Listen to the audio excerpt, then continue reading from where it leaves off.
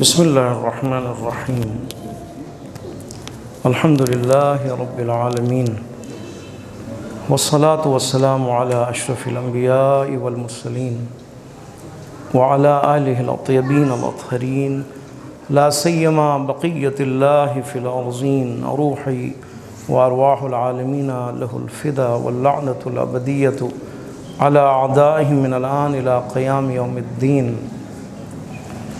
رب اشرح لي صدري ويسر لي أمري واحلل عقدة من لساني يفقهوا قولي أما بعد قال الله تبارك وتعالى في كتابه المجيد وفرقانه الحميد وقوله الحق بسم الله الرحمن الرحيم ما كان لبشر أن يؤتيه الله الكتاب والحكم والنبوة ثم يقول للناس كونوا عبادا لي من دون الله ولكن كونوا ربانيين بما كنتم تعلمون الكتاب وبما كنتم تدرسون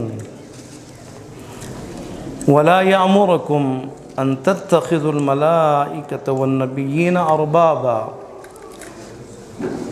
أيأمركم بالكفر بعد إذ أنتم مسلمون الحمد لله دور تفسیر ترتیبی سلسلہ جاری الحمدللہ، اور ہماری گفتگو سورہ آل عمران آیت نمبر 79 اور 80 میں ہے۔ پروردگار عالم ارشاد فرما رہا ہے ما کان لبشرین، کسی بھی بشر کے لیے سزاوار نہیں ہے، کسی بھی بشر کے لیے، یہاں پہ مراد نبی ہے، کسی بھی بشر جو بشر نبی ہے، اللہ کی طرف سے رسول ہے، پروردگار عالم کی طرف سے نبوت کا عہدہ اس کے پاس ہے یا رسالت کا عہدہ اس کے پاس ہے، کسی ایسے نبی کے لیے بھی یہ سزاوار نہیں ہے کہ جسے اللہ نے کتاب دی ہو، حکمت دی ہو اور نبوت عطا کی ہو، یعنی ان تین منصب جن کے پاس ہیں وہ بشر کہ جو خدا کی طرف سے جس نے کتاب بھی لی ہے، جسے اللہ نے کتاب دی ہے، جسے اللہ نے حکمت دی ہے اور اسے اللہ نے نبوت دی ہے، یہ انسان جو جسے اتنے عہدے ملے ہوئے ہیں، اس کے لیے بھی سزاوار نہیں ہے کہ وہ یہ کہے لوگوں کو کہ تم میرے بندے بن جاؤ، میرے بندے بن جاؤ۔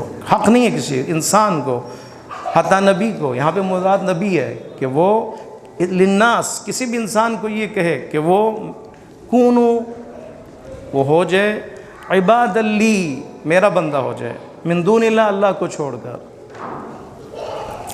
ولیکن کونوا ربانیین بما کنتم تعلمون، لیکن ہاں وہ کیا کہہ سکتا ہے، یہ نہیں کہہ سکتا کہ تم میرے بندے ہو جاؤ، بے شک آپ جو ہے نا ایک نبی ہی کیوں نہ ہو، رسول ہی کیوں نہ ہو، پھر بھی اس رسول اور نبی کو یہ حق نہیں پہنچتا کہ وہ بندوں کو اپنی طرف بلائیں، اپنی ذات کی طرف بلائیں، اپنے مفاد کی طرف بلائیں، یہ حق نہیں پہنچتا کسی نبی کو بھی۔ نبی خدا ہے، لہٰذا اس نے اللہ کی طرف بلانا ہے، رسول اللہ ہے، اللہ کے رسول ہے، لہٰذا رسول اپنے نفس کی طرف نہیں بلا سکتا، ٹھیک ہے، یا اپنے مکتب کی طرف بھی نہیں بلا سکتا، یا اپنی ذاتی فکر کی طرف نہیں بلا سکتا، اپنی ذاتی سوچ کی طرف نہیں بلا سکتا، ٹھیک ہے، اس کے لیے شان نزول ہے۔ مثلا ایک شخص رسول خدا صلی اللہ علیہ وآلہ وسلم کی خدمت میں حاضر ہوا اور کہنے لگا، اب دیکھیں نا ہر ایک اپنا سوچ ہے، ٹھیک ہے، اس نے رسول خدا سے کیا کہتا ہے، یہ کہتا ہے کہ ہم آپ کو سلام کرتے ہیں باقی انسانوں کی طرح، السلام علیکم، ٹھیک ہے، آپ وعلیکم السلام، یہ سلسلہ ہے ہمارے درمیان میں جو عام لوگوں کے درمیان بھی ہمارے ساتھ ہے، ہم اس سے بڑھ کر آگے جانا چاہتے ہیں۔ کہا کیا کرنا چاہتے ہو؟ کہا ہم آپ کو سجدہ کرنا چاہتے ہیں، صرف سلام پر ہم نہیں باقی رہنا چاہتے، ہم آپ کو سجدہ بھی کرنا چاہتے ہیں۔ رسول اللہ نے فرمایا نہیں، یہ نہیں ہو سکتا، سجدہ صرف خدا کے لیے ہے، بشر کے لیے نہیں ہے، ٹھیک ہے، سجدہ صرف خدا کے لیے، بشر کے لیے نہیں ہے، سجدہ کسی چوکھٹ پہ بھی نہیں ہے۔ یہ لوگ زیارات پہ جاتے ہیں، جی وہی میں نے عرض کیا، کس چوکھٹ سے مراد یہی ہے، یعنی صرف آپ بوسہ لے سکتے ہیں لیکن آپ سجدہ کیسے سجدہ کریں، سجدہ بشر کے لیے نہیں ہے، چوم سکتے ہیں، بوسہ لے سکتے ہیں اس حد تک، لیکن سجدہ صرف خدا کے لیے، اللہ کے لیے۔ سجدہ یعنی آخری حد تعظیم، یہ انسان جو ہے اپنا اس پیشانی کو زمین پر رکھتا ہے، مٹی پہ رکھتا ہے، اپنا آخری جو تواضع کا اظہار کرتا ہے، ٹھیک ہے، اپنی اس ذلت کا خداوند متعال کے سامنے ذلت کا اظہار کرتا ہے. اس سے کہتے ہیں سجدہ. یہ سجدہ صرف خدا کے لیے ہے، کسی اور کے لیے نہیں ہے. لہٰذا انہوں نے کیا کہا رسول اللہ کو، یا رسول اللہ سلام دعا سے ہٹ کر اور آگے ہم پڑھتے ہیں، ہم آپ کو مزید پروٹوکول دیں گے. وہ کیا ہے کہ آپ کے سامنے سجدہ کرتے ہیں. کہا نہیں، یہ نہیں ہو سکتا، سجدہ نہیں کر سکتے. رسول ہوں، سلام دعا کی حد تک ٹھیک ہے، مستحب ہے، جواب دینا واجب ہے، اس حد تک اللہ نے اجازت دی.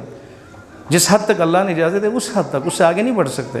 اسی طرح پہ ابو رافع یہودی ہے، دوسرا شان نزول اس کے لیے عنوان ہوا ہے، پیش ہوا ہے، بیان ہوا ہے. ابو رافع یہودی، ایک یہودی ہے، نجران سے آیا، اپنے ایک وفد کے ساتھ آیا رسول خدا صلی اللہ علیہ وسلم کی خدمت میں پہنچ کر یہ پھر دیکھیں وہی بات، یا اے محمد ہم آپ کی پوجا کرنا چاہتے ہیں، پوجنا چاہتے ہیں، آپ کی الوہیت کا اقرار کرنا چاہتے ہیں. کون کسے کہہ رہے ہیں؟ رسول اللہ خدا کو. رسول شاید البتہ تفسیر نمونہ میں آیت اللہ مکان شاید فرماتے ہیں شاید ان کی نظر یہ تھی کہ یہ سمجھ رہے تھے کہ اگر ہم ان کی الوہیت کا اظہار کریں یہ خوش ہو جائیں گے. یہ ہے ان کا رسول اللہ کی شناخت.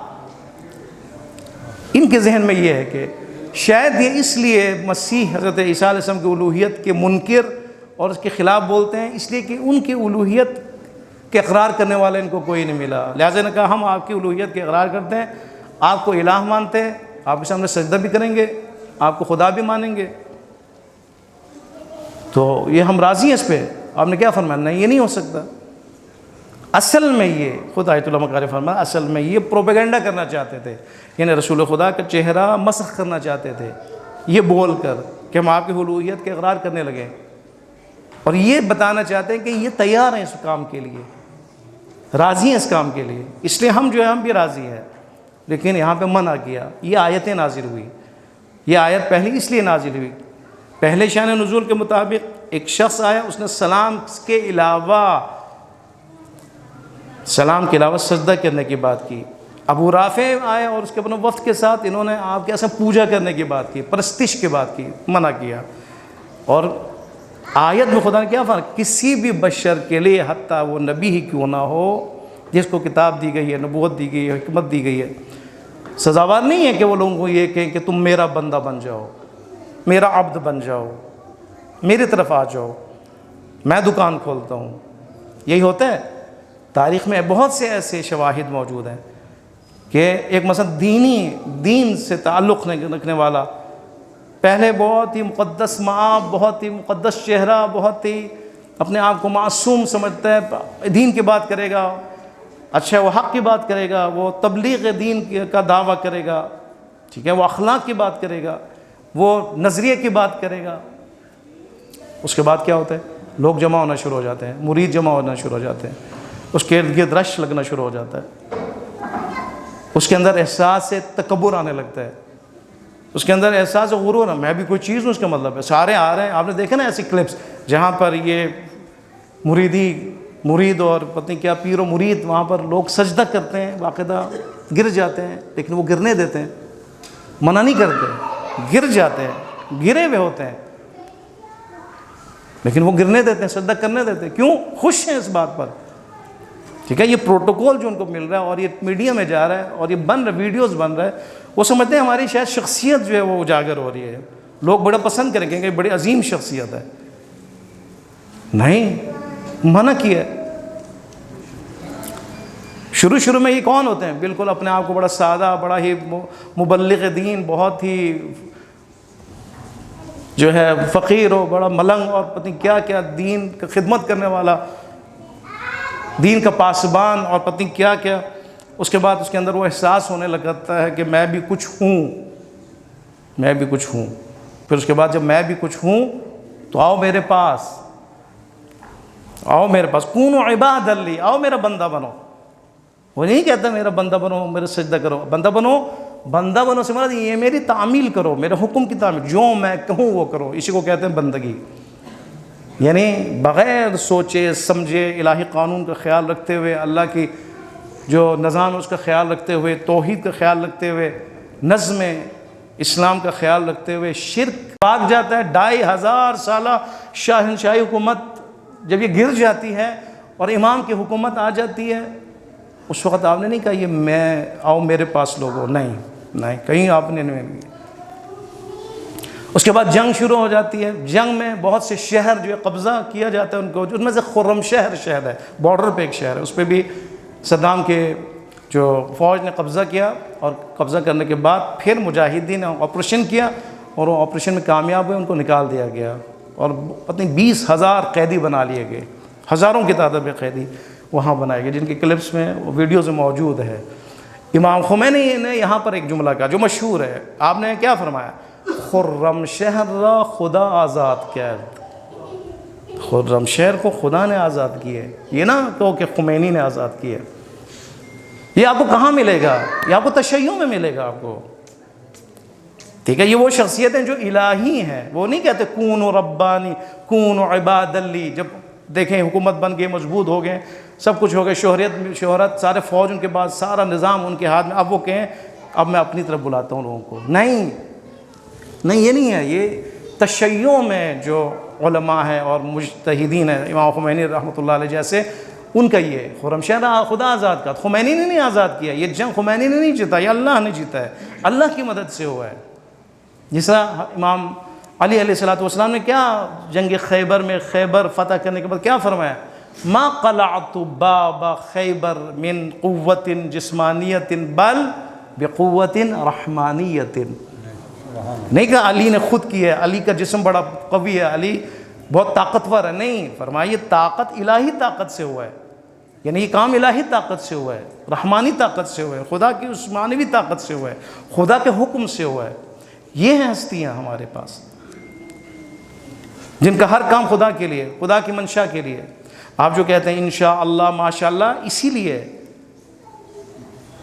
اسی لیے کہ آپ کہتے ہیں انشاءاللہ ہوگا، خدا کی مشیت ہوگی تو ہوگا، ماشاءاللہ خدا نے چاہا، خدا نے کیا، خدا کے اس میں ہاتھ ہے، خدا نہ ہوتا تو یہ کام نہ ہوتا۔ الحمدللہ، یہ اللہ کا جو نام بار بار آ رہا ہے کیوں ہے؟ اس لیے کہ آگے دیکھیں کیا اسی کی تفسیر ہے، آپ اسی پہ عمل کر رہے ہوتے ہیں۔ ولیکن کونو، یعنی بشر میں سے نبی بھی جس کو حکمت و علم و نبوت دی گئی ہے، اس کے لیے سزاوار نہیں ہے کہ وہ کہے کہ اے بندو، اے لوگوں میری طرف آ جاؤ، میرے بندے بن جاؤ، نہیں، بلکہ کیا کہیں گے وہ؟ کونو، لیکن کونو ربانیین، تم ربانی بن جاؤ، اللہ والے بن جاؤ، رب کے ساتھ تمہارا رابطہ ہونا چاہیے، تمہارے اندر رنگ الہی ہونی چاہیے۔ امام خمینی کی جو مثال جو میں نے دیا، امیر المومنین علیہ السلام کی جو مثال دی، ربانی بن جاؤ، یعنی تمہارا اٹھنا بیٹھنا، حرکات سکنات، بولنا، سب کچھ وہاں پہ الہی رنگ نظر آئے، توحید نظر آئے، شرک کی نفی ہوتا ہوا نظر آئے۔ کونو ربانیین، کیوں ربانیین، کیوں ہو جاؤ؟ یہ ان علماء کے لیے، ٹھیک ہے؟ اس کا جو کیونکہ آگے جو 2 لفظ آ رہے ہیں اس سے پتہ چلتا ہے یہ کونو ربانیین سے مراد علماء ہے۔ کس لیے تم کیوں ربانی بن جاؤ؟ کیوں نہیں کہو اپنی طرف لوگوں کو، کیوں نہ بلاؤ، کیوں نہ کہو کہ مثلا میرا رب بن جاؤ، میرا بندہ بن جاؤ، بلکہ کہو اللہ والا بن جاؤ، رب کا بن جاؤ۔ اس لیے کہ بما کنتم تعلمون الکتاب، اس لیے کہ تم کتاب کی تعلیم دیتے ہو، تم معلم ہو، تم مدرس ہو، تم استاد ہو، وَبِمَا كُنْتُمْ تَدْرُسُونَ، اور تم درس پڑھتے ہو، تم پڑھتے ہو اور پڑھاتے ہو، تم معلم اور شاگرد ہو، تم اللہ کے شاگرد ہو، تو اللہ کی دی ہوئی تعلیم تمہارے اندر ہے۔ اب جو عالم ہے اور معلم ہے وہ کبھی اپنی طرف لوگوں کو نہیں بلائے گا، یاد رکھیں، یہ آپ کو رکھنے کا ایک بہترین طریقہ ہے۔ اگر آپ دیکھنا ہو کہ یہ عالم ربانی ہے یا نہیں، وہاں پہ ایسے آپ یہ دیکھیں وہ اپنی ذات کی طرف بلا رہا ہے یا نہیں بلا رہا، پتہ چل جائے گا ربانی ہے یا نہیں۔ اپنے دکان کی طرف بلا رہے ہیں، اپنے پرچم کی طرف بلا رہے ہیں، اپنی پارٹی کی طرف بلا رہے ہیں، نہیں بلا رہا، آپ کو پتہ چل جائے گا۔ تو یہ تشیع میں کیوں نہ ہو، کہاں پہ ہے؟ کیا کانسیپٹ ہے کہ آپ دیوار بنا لیں، ایک پارٹی کا دیوار بنا لیں، اس کو پھر پوجا کرنا شروع کر دیں، اور آپ اسی کے اندر جو ہے اس کو لائق سمجھیں اور اس کو شیعہ سمجھیں اور محب سمجھیں، اور اس کے باہر دیوار کے اس کو آپ کچھ بھی نہ سمجھیں، جیسے کہ اسلام سے باہر چلا گیا۔ پرچم میں توحید ہے، بس کسی اور پرچم کی ضرورت نہیں ہے اسلام میں۔ شعار لا الہ الا اللہ ہے، بس محمد رسول اللہ ہے، بس علی ولی اللہ ہے، یہ ہمارا نعرہ ہے حقیقی، پرچم میں توحید، اس کے تلے آنا ہے ہم نے اور اس کے حق ادا کرنا ہے۔ اگر اس کے حق ادا ہو جائے اور پرچم کے تلے آ جائے تو آپ دیکھیں ہماری کتنی قوت اور قدرت ہوگی ہماری۔ کوئی ہے جو استکباری طاقت ہمارے سامنے ٹک سکے؟ ٹھیک ہے، اس کا وجہ کیا ہے؟ وجہ ہے کہ ہر ایک نے اپنی طرف بلائے لوگوں کو، اپنے لیے الگ جو ہے وہ خیمہ سجایا، دکان سجائی ہے، اپنے لیے الگ پرچم بنایا۔ لیکن قرآن کیا فرما رہا ہے؟ قرآن فرما رہے ہیں لیکن کونوا ربانیین، تمہارا تعلق رب سے ہونا چاہیے، عقیدتی اعتبار سے، فکری اعتبار سے، نظریاتی اعتبار سے، عملی اعتبار سے، ہر اعتبار سے ربانی ہو جاؤ تم، نظریاتی اعتبار سے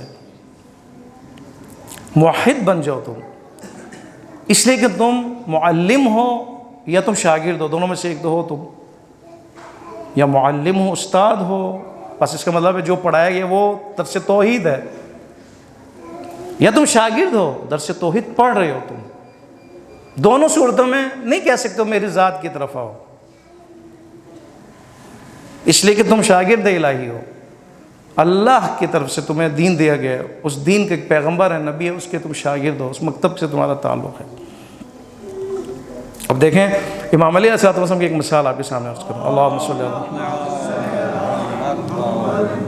کلمات قصار حکم میں ایک وہاں پہ امیر المومنین علیہ السلام کے بارے میں ایک بیان ہوا ہے۔ الانبار ایک شہر ہے عراق میں، عراق کے شہر الانبار، امیر المومنین وہاں تشریف لائے۔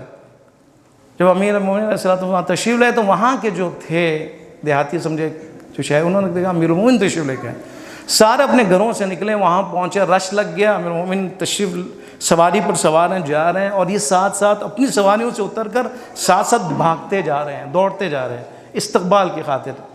ان کی نظروں میں یہ کہ یہ عزت ہے، احترام ہے، یہ پروٹوکول دیکھیں نا آج کل کیا پروٹوکول دیا جاتا ہے، کوئی اگر بڑا آ جائے اور وہ مثلاً جا رہا ہو تو لوگ اس کی گاڑیوں کے آس پاس دوڑتے ہوئے نظر آتے ہیں۔ امیر المومنین نے یہ منظر دیکھا، امیر المومنین نے جب دیکھا تو کیا فرمایا، ما ھذا الذی صنعتموہ، یہ تم نے کیا کیا ہے، تم کیا کر رہے ہو، ما ھذا الذی صنعتموہ، کہا اے مولا خلق منا، یہ ہمارا اخلاق ہے، یہ ہمارا رسم و رواج ہے، ہم اپنے عمراء کا ایسے احترام کرتے ہیں، ان کا استقبال کرتے ہیں، ان کو لے کے جاتے ہیں، تو رش میں ان کو ایک باقاعدہ ایک پروٹوکول دیا جاتا ہے۔ قالوا خلق منا نعظم به عمراءنا، ہم اپنے عمراء حاکموں کا ایسا ہی استقبال کرتے ہیں، اب حاکم وقت ہیں۔ فقال، امیر المومنین نے کیا فرمایا، واللہ، اللہ کی قسم، ما ينتفع بهذا عمراءكم، یہ جو تم نے کام کیے ہیں نا، یہ جو تم نے استقبال کیے ہے، یہ تم جو بھاگ رہے ہو، اپنے آپ کو مشقت میں ڈال رہے ہو، اپنے آپ کو مشکلات میں ڈال رہے ہو، تم جو تھک رہے ہو نا، کوئی فائدہ نہیں ہے تمہارے عمراء کے لیے، کوئی فائدہ نہیں ہے۔ تم سمجھ لو ان کی سرداری اوپر چلی جائے گی، قیمت ان کے اوپر چلی جائے گی، اس کام سے ان کی شہرت اوپر چلی جائے گی، نہیں یہ نہیں ہو سکتا، یہ اصل کوئی فائدہ نہیں ہے۔ واللہ کہ امیر المومنین نے فرمایا اگر ہم میں سے کوئی تو ہم تو بڑے خوش ہو جاتے، ہمارے بائیں ہمارے لیے دائیں بائیں ایک اگر گارڈ بھی ہو، سیکیورٹی بھی اگر ہو تو کتنے خوش ہو جاتے، واہ واہ میری تو ماشاء اللہ پرسنالٹی بن گئی، شخصیت بن گئی ہے، 10 بندے اکٹھے آ جائیں، جمع ہو جائے تو کتنا ہم اوپر چلے جاتے ہیں۔ امیر المومنین نے کیا فرمایا، واللہ ما ينتفع بهذا عمراءكم یا عمراءکم، اس کا تمہارے عمراء کو کوئی فائدہ نہیں ہے، ٹھیک ہے۔ انتم تشقون علی انفسکم فی دنیاکم، تم اپنی دنیا میں اپنے آپ کو مشقت میں ڈال رہے ہو، تمہیں خود تکلیف ہو رہی ہے، تم تھک رہے ہو، تم ساتھ ساتھ دوڑے چلے جا رہے ہو، کیوں؟ کس نے حکم دیا؟ اسلام کا حکم ہے، اس کا کوئی ثواب ہے کہ آپ کے اس کام سے امیر المومنین کی جو ہے وہ شخصیت اوپر چلی جائے گی؟ فرماتے نہیں۔ وَتُشَقُّونَ بِهِ فِي آخِرَتِكُمْ، اور یہ نہ سمجھو کہ دنیا میں تھکن ہے، آخرت میں بھی اس کا حساب ہوگا، بغیر وجہ کے، بغیر کسی فلسفے کے تم دوڑے چلے جا، کس نے کہا ہے؟ اگر حاکم وقت ہے تو اس کا ایسے استقبال نہیں ہونا چاہیے۔ حاکم وقت خادم وقت ہے، ٹھیک ہے، حاکم وقت خادم ہے، نہ کہ حاکم، نہ کہ چودھری۔ وَتُشَقُّونَ بِهِ فِي آخِرَتُمْ، آخرت میں بھی تم مشقت اٹھاؤ گے۔ وما اخسر المشقت وراء العقاب، کہتے ہیں یہ کیسی مشقت ہے جو فائدہ مند نہیں ہے، جو نقصان دہ ہے۔ دیکھیں الفاظ میں توجہ کریں، یہ کیسی مشقت ہے کہ جس کا کوئی فائدہ نہیں ہے بلکہ خسران ہے، ما اخسر، جس کا سب سے زیادہ نقصان ہے، وراء العقاب، جس کے پیچھے عقاب بھی ہے، سزا بھی ہے آخرت میں۔ وَأَرْبَحُ الدَّعَةِ بِهَا الْأَمَانُ مِنَ النَّارِ، اور کیسا فائدہ ہے کہ کیسا سکون ہے، یعنی اس کے مقابلے میں آپ گھروں میں بیٹھے رہو، وہ جو سکون تم گھروں میں بیٹھے ہو یہ بہتر ہے اور آگ سے بھی بچاؤ ہے۔ یہ جو مشقت تم کر رہے ہو نا، پروٹوکول جو دے رہے ہو، یہ مشقت، اس کا فائدہ نہیں ہے، اس سے بہتر ہے گھروں میں بیٹھے رہو، امیر المومنین کا کہنا مانو، امر اطاعت امر کرو، یہ بہتر ہے۔ لہٰذا منع کیا، قرآن نے منع کیا۔ عالم ربانی ایسا نہیں کرتے۔ 80 نمبر آیت میں فرماتے ہیں وَلَا يَأْمُرَكُمْ أَن تَتَّخِذُوا الْمَلَائِكَةَ وَالنَّبِيِّينَ أَرْبَابًا، نہ کوئی نبی نہ کوئی بشر یہ حق رکھتا ہے کہ لوگوں کو اپنی طرف بلائے، بلکہ وہ اللہ کی طرف بلائے، اور نہ ہی انہیں حق پہنچتا ہے کہ وہ حکم دے تمہیں کوئی نبی ان تتخذوا الملائکۃ والنبیین اربابا، کہ وہ ملائکہ اور نبیوں کو اپنا رب بنائیں۔ نہیں بنا سکتے رب، رب صرف اللہ کی ذات ہے، ٹھیک ہے نا؟ کیونکہ اب دیکھیں نا، مشرکین یہ کہتے تھے کہ ملائکہ اللہ کی بیٹیاں ہیں، جب بیٹیاں ہیں تو رب ہے، پوچھتے ہیں ہم ان کو، میں نہیں، یہ نہیں کر سکتے، ارباب نہیں بنا سکتے، نہ ملائکہ کو آپ رب بنا سکتے ہیں اپنا ارباب، نہ نبیوں میں سے کسی کو آپ اپنا رب بنا سکتے ہیں، وہ مربوب ہیں، سارے مربوب ہیں، خدا کی ربوبیت کے تحت ہے، خدا کی تربیت کے تحت ہے، سارے خدا کی تربیت کے تحت ہے، مربوب ہیں، رب نہیں ہے، لہٰذا ان کو رب بنانے کی کوشش مت کرنا۔ اَیَأْمُرُکُم بِالْکُفْرِ بَعْدَ اِذْ أَنْتُم مُسْلِمُونَ، آیا تم یہ سمجھتے ہو کہ یہ نبی نعوذ باللہ تمہیں حکم دے رہے ہیں کفر کی اس کے بعد کہ تم مسلمان ہو گئے ہو؟ نہیں، یہ نہیں ہو سکتا۔ اگر کوئی نبی یہ کہے کہ میری طرف آؤ، مجھے رب بناؤ، اس کا مطلب ہے کفر کی حکم دے رہا ہے، کفر کا حکم دے رہا ہے۔ آئیے کر سکتا ہے کوئی نبی ایک طرف سے نبی خدا کی طرف بلا رہا ہو، وہ کہے میں خدا کی طرف سے آیا ہوں، اور دوسری طرف تو کہے کہ مجھے رب مانو، کبھی ہوا ہی ایسا؟ تضاد ہے نا، یہ متضاد ہے، یہ فرماتے یہ نہیں ہوا۔ تو لہٰذا کسی ملائکہ کو، نبی کو اپنا رب نہیں بنانا، اور نہ نبی تمہیں کفر کی طرف حکم دیتا ہے اس کے بعد کہ تم مسلمان ہو جائے۔ مسلمان جب ہو جائے تو اس کے بعد کسی چیز کی گنجائش نہیں ہے۔ لا اکراہ فی الدین، دین میں کوئی اکراہ نہیں ہے۔ قد تبین الرشد من الغی، دین میں کوئی اکراہ نہیں، اس سے مراد یہ نہیں کہ دین کی طرف آؤ یا نہ ہو تمہاری مرضی ہے، نہیں، دین کی طرف یعنی تم شعور کے ساتھ آ جاؤ، یہ مراد ہے۔ قد تبین الرشد من الغی، آگے جملہ اس کے لیے شرح ہے، تفسیر ہے۔ لہٰذا جب بھی کوئی انسان دین کی طرف آ جائے، مسلمان ہو جائے، اور اس کے بعد وہ مرتد نہیں ہو سکتا، یعنی اس کے لیے سزاوار نہیں کہ وہ دین سے نکلنے کی کوشش کرے، اب وہ دین کے اندر ہے، ریڈ لائن کو خیال رکھے گا، احکام کو مانے گا، خدا کے حکم کو بجا لائے گا۔ انہی میں سے ایک جو حکم ہے وہ کیا ہے؟ یہ انسان جو دین میں آ چکے وہ کیا ہے؟ اپنے آپ کو مربوب سمجھے، وہ چاہے نبی ہو چاہے غیر نبی ہو، چاہے عالم ہو چاہے غیر عالم ہو، کسی کو حق نہیں پہنچتا، صرف خدا کی طرف آپ نے اور میں نے اپنے آپ کو خدا کی طرف لے کے جانا ہے، خدا کے دین کی طرف لے کے جانا ہے، اس نظریے کی طرف لے کے جانا ہے، اس آئیڈیالوجی کی طرف لے کے جانا ہے، اس مکتب کی طرف لے کے جانا ہے، اس اسکول کی طرف لے کے جانا ہے، اپنے اولاد کو بھی ہم نے اسی کی طرف لے کے جانا ہے۔ انشاءاللہ خداوند متعال کی بارگاہ میں ہم دعا کرتے ہیں پروردگار عالم ہم سب کو ربانی بننے کی توفیق عطا فرمائے۔